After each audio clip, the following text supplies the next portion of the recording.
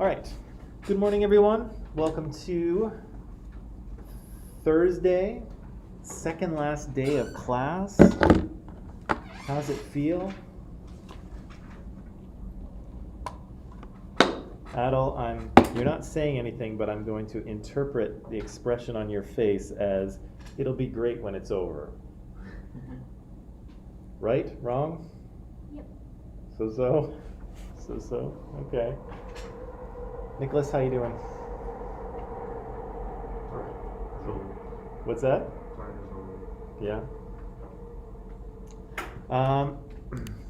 Okay. Let's see who's here. So Shania's here. Good morning.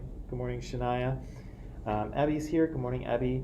Sarah's here. Good morning, Sarah. And Simrat is here. Good morning, Simrat. Okay, let's dive in. So, something's a little off here. Hang on. Okay, that's fixed.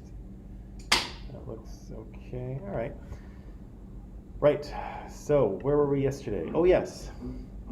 Yesterday we were talking about the idea of social mobility, right? The idea that in societies with good or with high social mobility, you can move up and down the social ladder. Hopefully up, right? Hopefully you don't slide down the economic or social ladder, but if there's good social mobility in your society, you can move up, right? Even if you're born into a poorer family, you can hopefully get a good education or a good training, you can get a good job, and you can pull yourself out of that lower economic level, right?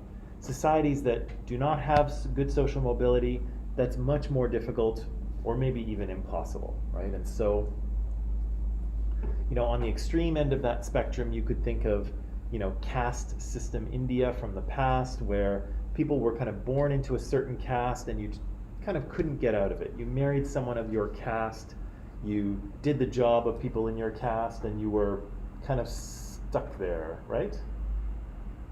Amanpreet, right? Wrong? Not so much? Don't know? That was my understanding, but that was quite a while ago. It's weird that you cannot marry, like it was there. Castes were according to the way you welfare. Mm-hmm. So it was like you couldn't marry the poor. Mm-hmm. Since they were from a low caste, so you couldn't marry them. Yeah. That's what I knew. That's I didn't know about the caste stuff. Oh yeah, no, I think, people, because people wouldn't want to, nobody would really want to marry below their caste, right? Yeah, And like so, the kings marry the king's daughter. mm-hmm. And the walking goes with the walking, and the poor goes with the poor. It's true. And, and to be honest, I think, in most, even in Western society that has never had a system like that, I think most people kind of wind up marrying someone at the same, social economic level that they are usually. You don't find many, super rich people marrying super poor people or vice versa, I think, but I have no data on that.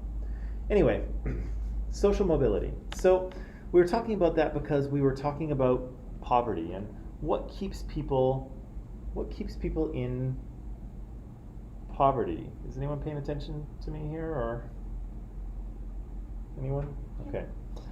What keeps people in poverty? Like, why are people stuck in this lowest kind of economic bracket? And so we listened to a TED Talk by this gentleman here, Rutger Bregman, and he thought he had a few, I guess, perspectives and solutions for us, right? And so what did he say was, good morning, what did he say was the cause of poverty? What did he say? Why were people stuck in poverty? Why did they find it difficult to get out?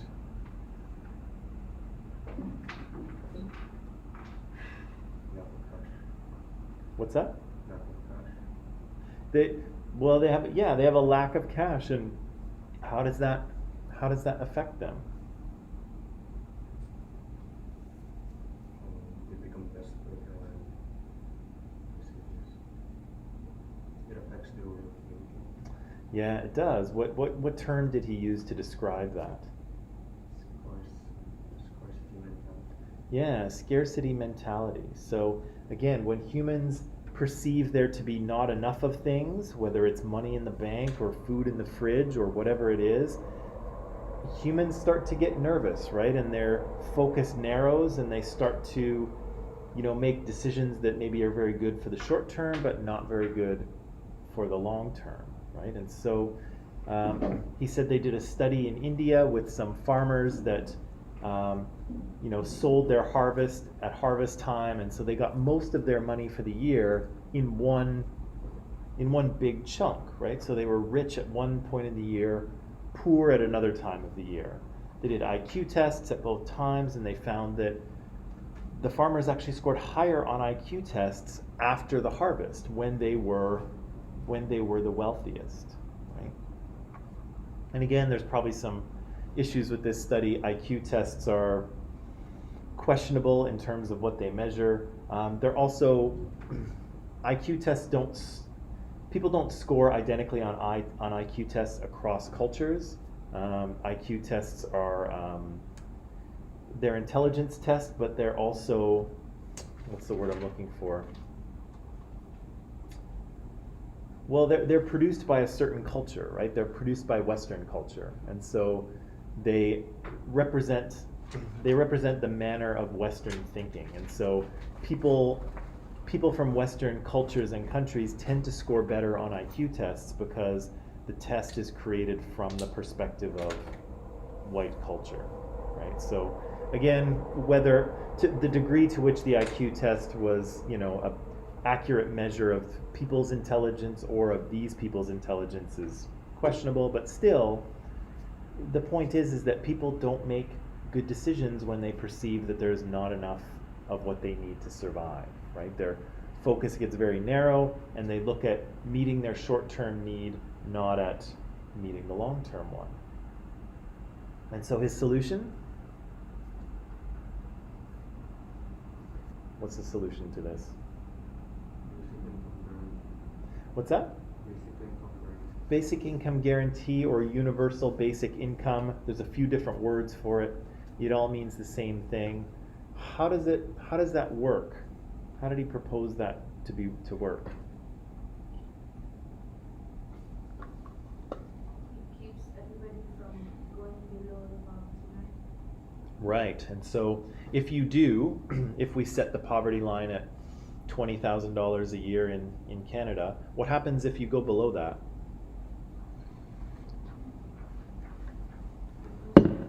You boost it up to 70%. Yeah, you basically you get money, right? Either in terms of tax write-offs or maybe actual money from the government. What if you're above 20 grand a year? What happens then for you? Yeah, nothing changes, right? So you continue to work, you file your taxes, nothing happens. But if you go below, you will get topped up, right? What was your opinion on this? Do you think this is a good solution? Or a bad solution? I think it's the best one on the table. Well, currently there's only one on the table, right? What else is on the table in your mind? There's no other solution? It's okay, but it's still a risk. I mean, it's an experiment.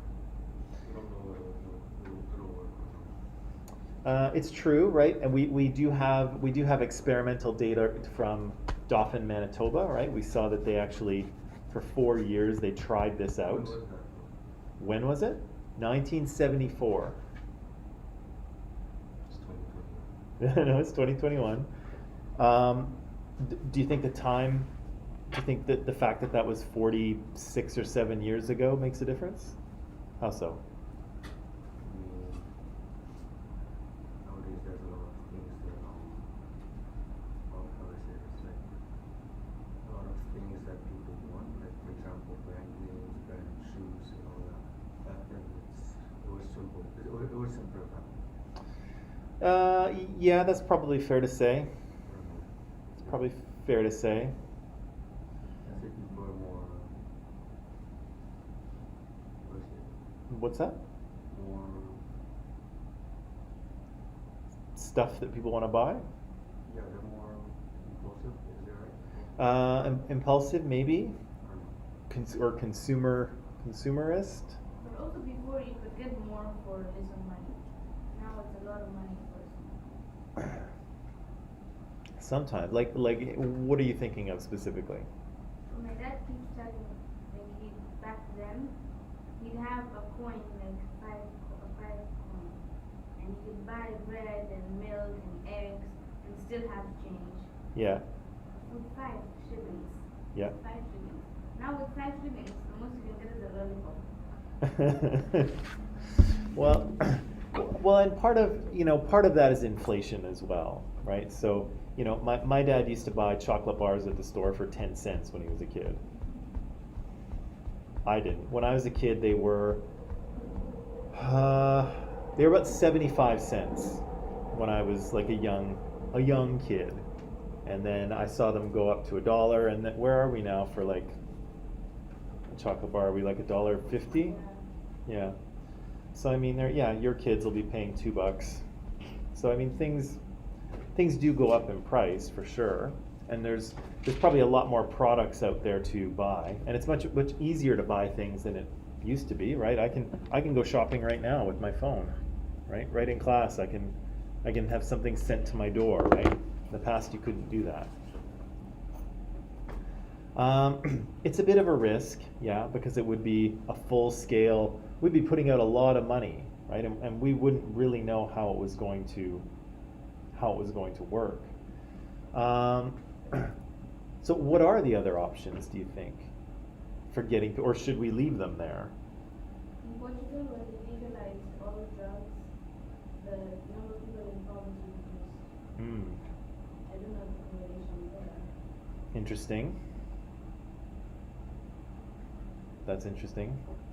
There's something's happening, right? But it's probably a much more complicated relationship than just, people got their drugs and then earned more money. Right? There's something's going on. I guess it opens up jobs. Could be.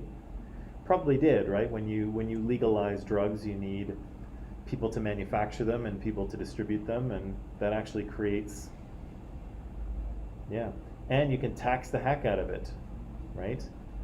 Things like alcohol and tobacco and recreational drugs have huge taxes put on them. So government makes a ton of money, as it turns out.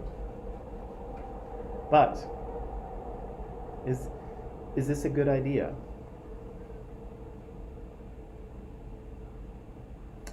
Interestingly, I don't have it in front of me, but a couple of years ago, here in BC, they did a fairly significant study on universal basic income, and the question of the study was, is this a good idea? Should we do it? And interestingly, the report concluded that no, we shouldn't do it because the poor people in poverty have a lot of different issues and different needs, and we should meet those through different government agencies. We already have things that are trying to address issues that people in poverty have. And so it doesn't make sense, because people in poverty have so many different things to deal with, it doesn't make sense to just cut them a check and say, here, fix it yourself. That's what the report concluded anyway. I don't know that I agree with the report, but the report concluded that nonetheless. Can you see how some people would have a strong reaction against this kind of program? You don't have to agree with them, but can you see it? Or it's like, oh yeah, we're just going to give people free money? They're not going to work? We're just going to hand them over cash? What if they spend it on booze or drugs and just sit in their basement all day smoking marijuana? No? Okay. So, here's what he says. So, remember that Rutger told us that the cause of poverty is not a personality defect, right? People who are in poverty are not, you know, yeah, it's not a personality defect. Now, again, like a lot of stereotypes or prejudicial ideas, again, there are grains of truth, right? Some people are in poverty because they have an untreated mental health issue, right? And so they cannot work, they can't be hired, they're struggling on the streets, right? Because they need support, they need help, maybe they need medication. Some people have alcohol or drug addictions, right? Again, that may keep you in poverty, and again, you need support and assistance for that, right? But again, it doesn't mean there's anything wrong with them. And again, Rutger is saying that in fact, people in poverty do make bad decisions with their money, but they make bad decisions with their money because they don't have any money to begin with. And so, yeah, he says it's not a lack of character, it's a lack of cash. So a basic income guarantee or a universal, good morning, a universal basic income is what he's suggesting, right? Something that that doesn't pay everyone, but works through a negative income tax so that everyone's topped up, so at least they don't fall below the poverty line. And again, a study in Dauphin, Manitoba suggested that indeed it's possible, you can do it, and when you do it, social outcomes increase, right? Hospitalizations went down, domestic abuse went down, children's scores in school went up. And again, people, once people had a guaranteed basic income, they didn't all go quit their jobs and sit at home and smoke pot, right? That's what some people who are very individualistic and meritocratic, that's what they'll tell you. They're like, oh, everyone will just quit their jobs and sit around and watch Netflix. Then our economy will die. Do you want that? Of course not. But in Dauphin, that's not really what happened. And again, for most people, it's not going to be what happens, right? If we have universal basic income tomorrow, I'm not quitting my job, right? There's no way. It doesn't make a difference to me if we have it. However, if I ever wind up in poverty, and God willing I won't, but if I ever wind up there, that might be very helpful, right? And again, Rutger points out that poverty is expensive. So leaving people in poverty, even if you remove the moral or ethical issue, leaving people in poverty causes a lot of other social problems, right?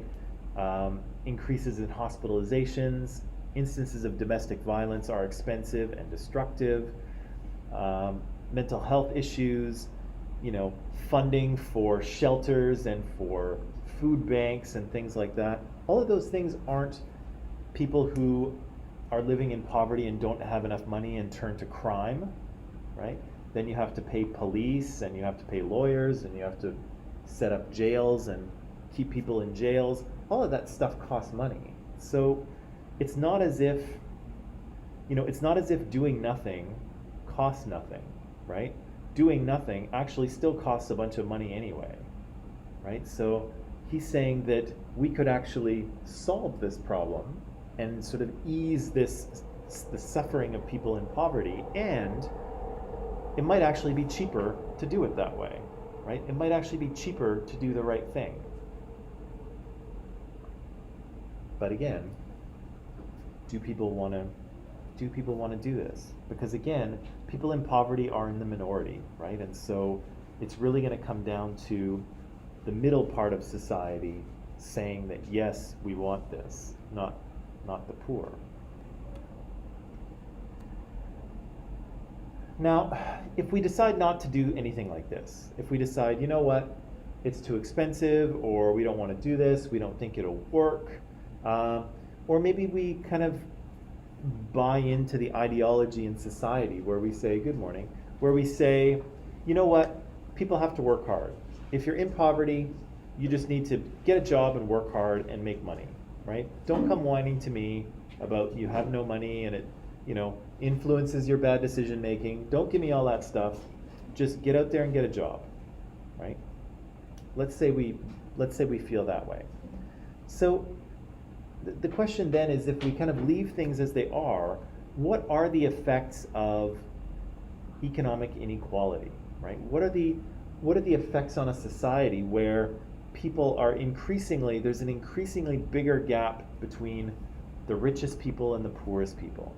And again, imagine a country like the United States, where, guys like Elon Musk and Jeff Bezos have $200 billion. I can't even imagine what that's like. I know what a billion is, but I almost can't conceptualize having that much money. It's almost beyond my ability to imagine. And yet, those guys don't have to imagine it because they have it. Meanwhile, there's probably a good 30 million Americans living in poverty, right? Americans who cannot pay their bills every month, and simple bills like their rent and their food and their clothing, right?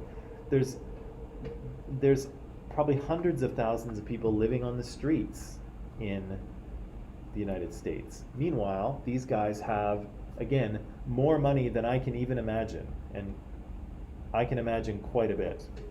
Okay, so again, what's the effect of that, right? What's the effect of having such significant inequality in society? Okay. In order to talk about this, we need to understand just a couple of quick concepts, okay? You may know these already. If you do, great. If you don't, also useful. Have you ever heard of gross domestic product, GDP? No? Okay. So again, GDP kind of measures the sort of the health of your country's economy and the sort of level of wealth that it has. Okay, so basically you add up the value of all goods and services in the entire country for an entire year, and then you divide it out by the number of people that you have. Okay, so you have a GDP that tells you basically how much money is moving around through your economy every year. Okay, easy peasy. Okay. Gross national income is different. So gross national income, they add up everyone's salaries. Okay, so everyone's salary in the entire country is added up. They divide by the number of people in the country, and you get an average salary. So an average amount of money that people earn. Easy peasy? Okay. So if you look at this is gross national income. Okay, so this is how much money people make on average. Okay, and so you can see here, oh man, can I see here? Neither of these work. So basically the dark green countries are where the average is anywhere from 48,000 to 140,000 on average.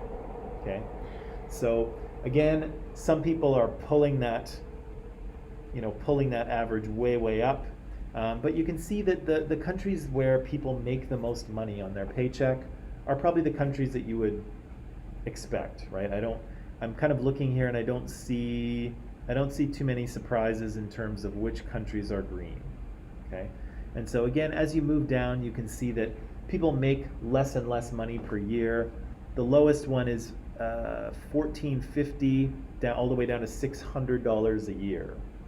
And so again, that's pretty low, but in some countries, it's also the case where you might have a large rural population.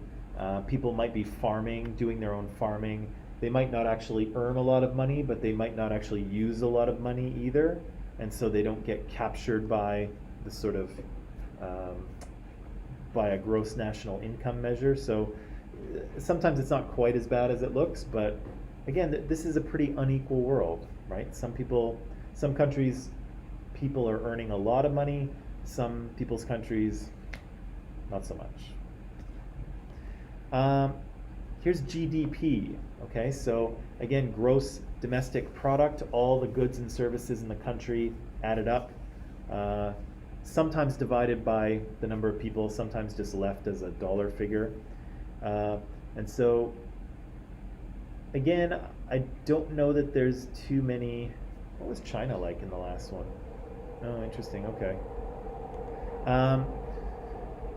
So again, I don't think there's too many surprises in a map like this. The countries with the sort of most active economies are probably the ones that you might expect. But you can see the GDP here goes from, I guess that's $5 trillion. Is that what that is? 5,000 billion? Is that 5 trillion? I don't even know. The numbers are getting real big here. But again, the economies with the most economic activity are the ones that you would expect, right? So I kind of feel like when we look at this graphic, that's probably what we expect to see, right? Good so far? Okay. So to talk about this, I want to watch this TED Talk by this guy, Richard Wilkinson. And I'm just gonna, while I try to talk about him, actually I'm just gonna use both hands and it'll go quicker. So Richard Wilkinson is an economist, and what he did, he and his academic research partner, what they did was they collected all kinds of data from countries around the world. And what they were trying to do, actually, maybe just give me a minute because I don't think I can talk and do this at the same time.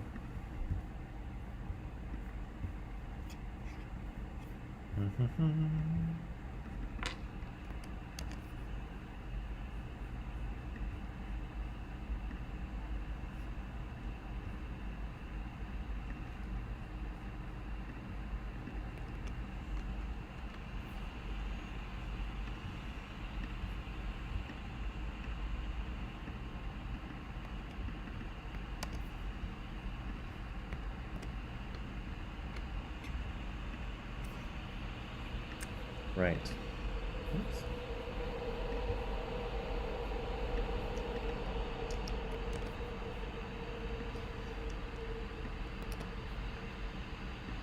Okay. So what he and his research partner did was they collected data from countries around the world. And for the purposes of this study, they only looked at kind of richer, wealthier market democracies. Okay? So they're not really looking at poorer countries. They're looking at kind of the richer market democracies. There's about 20 countries in the mix in the study, and so it's mostly Western Europe, Scandinavia, the U.S. and Canada.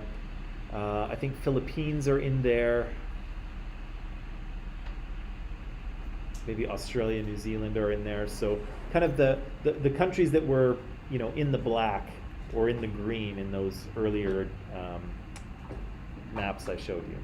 So they looked at all those, and what they did was they compared the economic data that they had on these countries, which is easily available, to some measures of the quality of people's life. Okay, so we're looking at the money-wise, how people are doing economically versus how they're doing socially as a society. And he and his research partner come up with something. They demonstrate something fairly interesting, and it's something that I think we should see.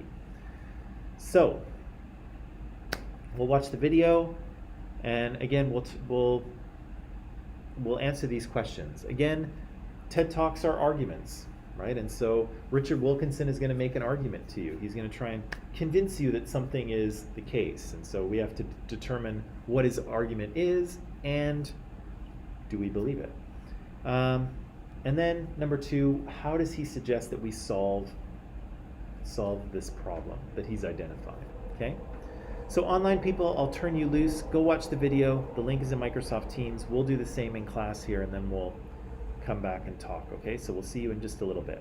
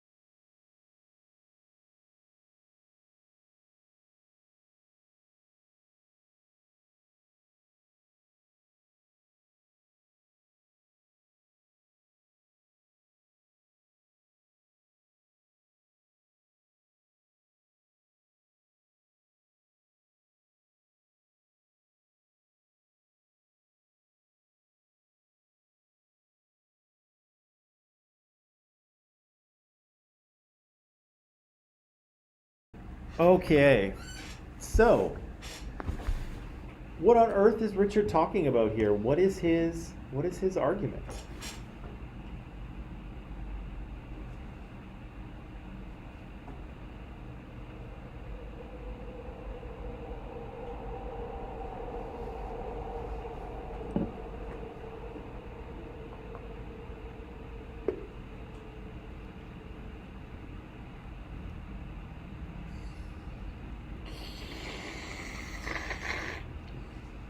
What's his argument?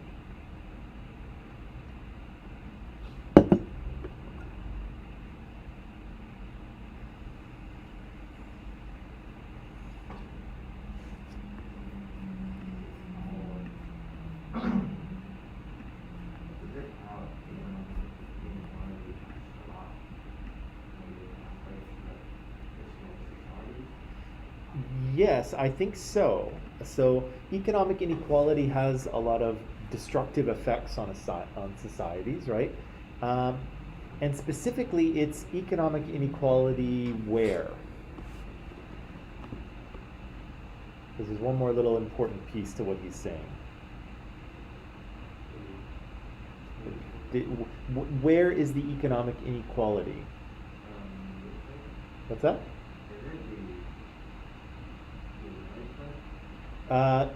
Yes, well, the Americans have it pretty much the worst, right? Except for Portugal. I don't really know anything about Portugal, but it seems to show up as an outlier in all of those graphs. I'm not sure what's going on, to be honest, but economic inequality makes a difference, and it makes a difference within the society itself, right? So it doesn't really matter if France is richer than Germany, or Japan is richer than, Italy. Those aren't the things that matter. It matters how much inequality is happening within the society, right? And so,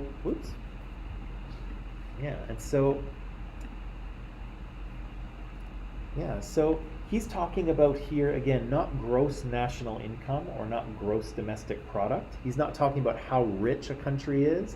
He's talking about inequality within it, right? And he mentions that, again, if you're a poor country, it's different, right? If you're a poor country that, cannot provide health care or education for your citizens, that's different, right? You have a whole other set of challenges that you need to deal with. But for rich market democracies who are rich, getting richer doesn't make a difference, right? So some of those countries have the countries on the graph, well, actually, I think I have it here. Yeah, some of those countries have higher GDPs. Actually, do I have that? No, I don't have it. Some of those countries have higher GDPs, some of them have lower ones, but it doesn't so much make a difference in terms of social outcomes. More money doesn't necessarily equal better social outcomes. But Richard says what does is less inequality, right? Narrowing the gap between the richest and the poorest members of society, right? So this is kind of, I'll just go here, and I'll move my head. This is basically his whole argument, right? And so he and his partner have collected data on social outcomes for all of these countries. They've measured it against the relative economic inequality within these societies, and you can see a very clear trend, right? And kind of how you do this is you plot them on the graph, and then you put it into some graphing or some statistical software, and the software will figure out the line of best fit, right? So the software will draw you a line where the data kind of leads you. And so, yeah, there's a pretty clear connection, it seems, between health and social problems in a society and how unequal a society is. And again, he walked through a bunch of those things, right? How long people live, their educational scores, infant mortality, how many kids die before the age of 2, how many people are murdered every year in your country, how many people are in prison. All of that gets worse the more unequal that you become, right? And you could see that he saw the pattern in this data, and then he tested it, right? He tested it on the US states and the Canadian provinces, again, to see if the pattern holds up. And you saw that it still does, right? Even if you just look at individual states or individual provinces, you still see greater economic inequality seems to be connected to more social problems, right?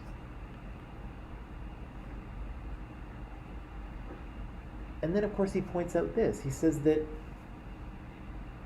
even if you are high up in society, but you're not at the top, it is still you still benefit from being in a more equal society, right? So here we go.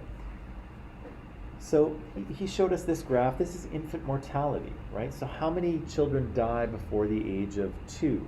And again, hundreds of years ago, infant mortality was quite high, and in some countries it still is. Here in the US and Canada, it's reasonably low.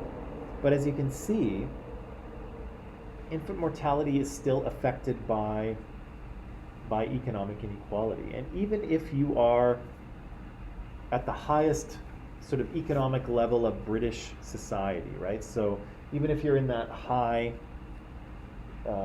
bar right there, you still do better when you're in Sweden, right? Infant mortality is still lower in Sweden than it is in England. And so even at the top of society, you're still better off living in a society that is more equal, right? And so, yeah, he says all of these things are affected, and affected similarly, right? So that one graph that we saw here, there it is kind of an amalgamation of all of those different data sets, right? So all of them have been coded and added into the analysis, and this is kind of the big picture. But you could see when he showed us individual measures of social problems, you still saw the same issue, right? You saw more unequal countries had higher instances of mental health issues. They didn't feel that they could trust each other. Kids were dropping out of school earlier. More people were in prison, right? And you saw that same correlation line. You saw that same trend in each one.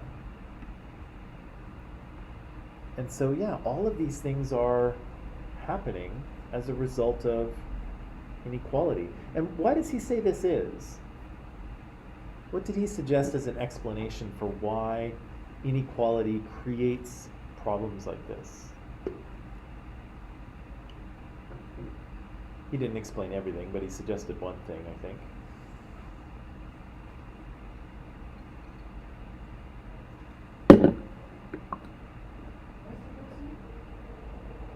How did he explain why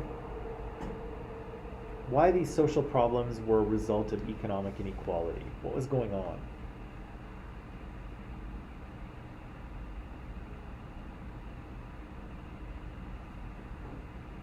Let me see. Maybe that part of the talk isn't as clear as it could have been. What was he talking about when he was talking about stress?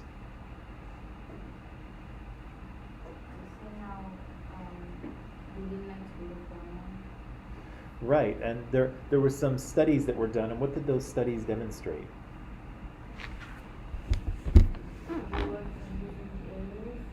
They what?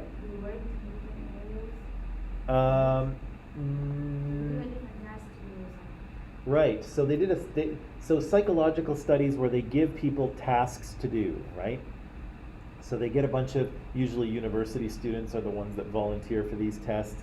They tell them to do a bunch of things, and then they measure their stress hormones, right? So when you are stressed, your body releases cortisol, which is a hormone, and helps get your body ready for fight or flight, right? And so the more stress you're under, the more cortisol is coursing through your veins.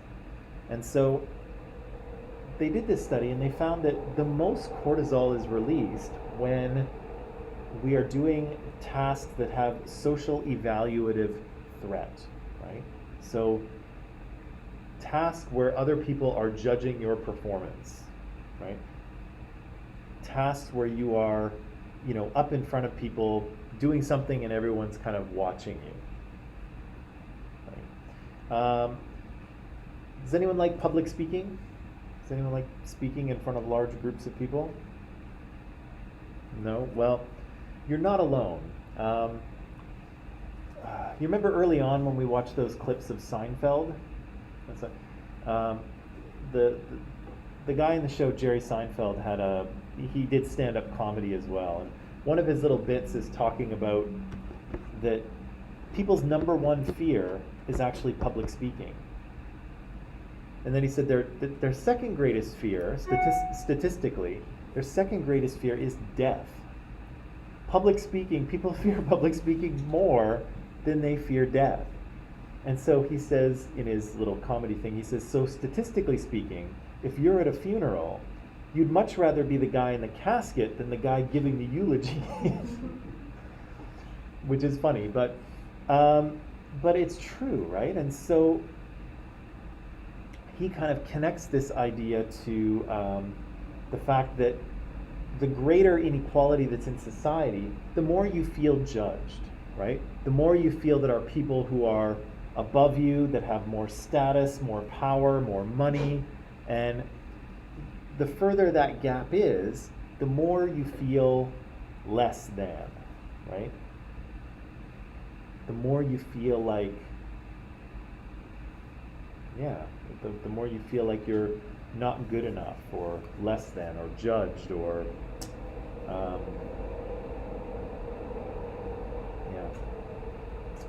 What does he suggest might be a fix for this? How might we be able to rectify this problem of inequality?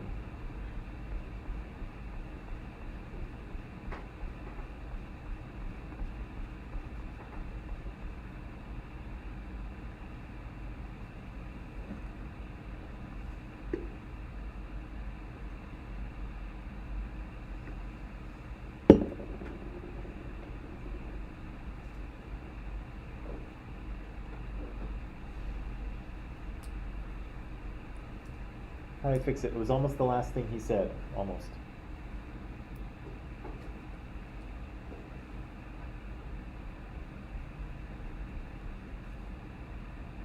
It was kind of when he was talking about Sweden and Japan.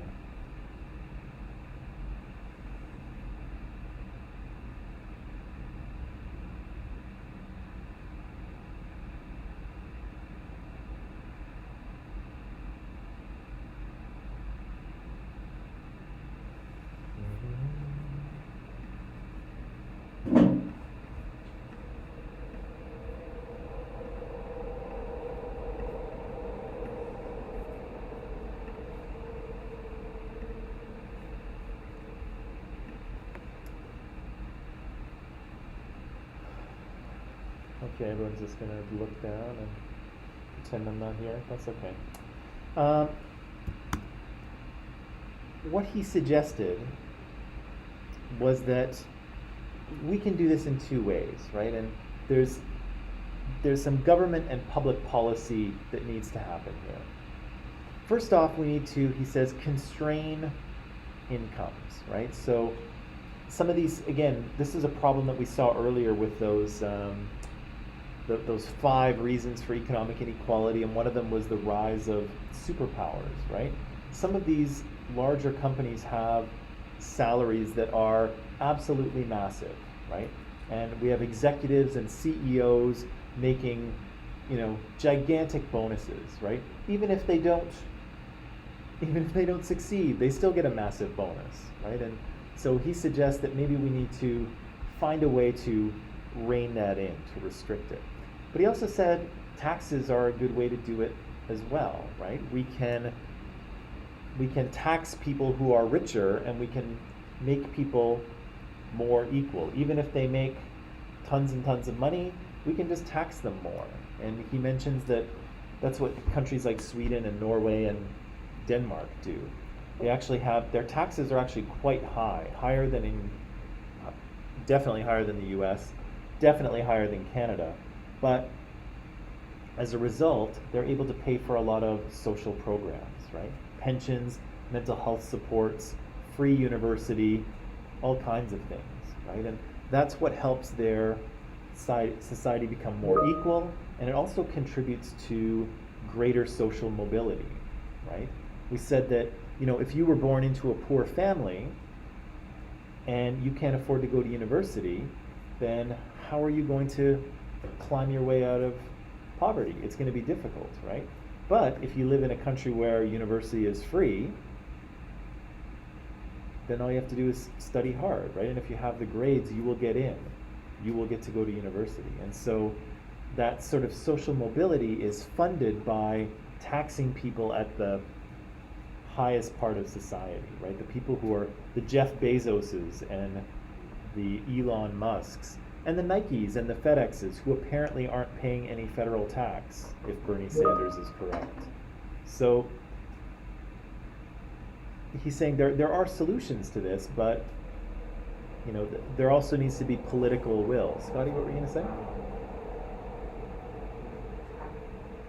Taxes have great benefit to tax the rich and more, then why don't we develop one of the developed countries do that? Canada and Israel. So why don't we tax the rich more than we do? Yes, if it's that good, then why don't we do that? Why don't we do that? Why don't we do that, guys? It seems easy, right?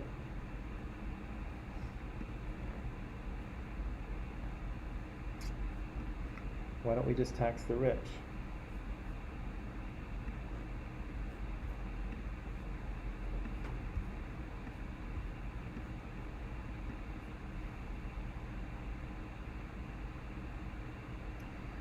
Okay.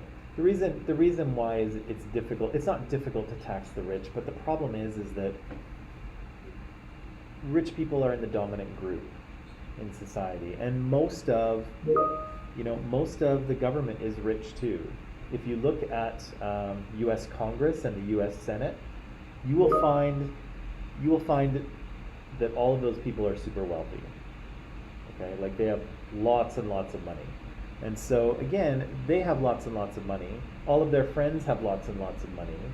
Large companies are pressuring them not to raise taxes for the rich, and so taxes don't get raised. The other part of the equation here is that there's really not.